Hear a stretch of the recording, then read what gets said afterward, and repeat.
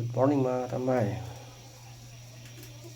Happy Sunday. Magluluto tayo ng breakfast. Ayan, prito yung isa at sigang ko yung isa para may sabaw. Ito yung lagay. Meron pa isa extra. Ayan natin kawali.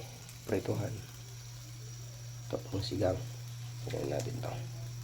Sibuyas, luya at kamatis. Ayan tayo mantika. Tambay.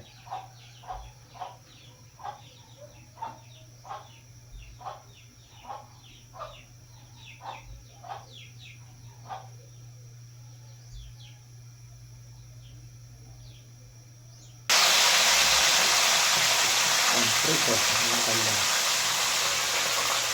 Tapos tumulong na rin. Tumulong na rin natin yung isang tilapia. Ay! Ano? Ngayon natin itong okra. Saka chili.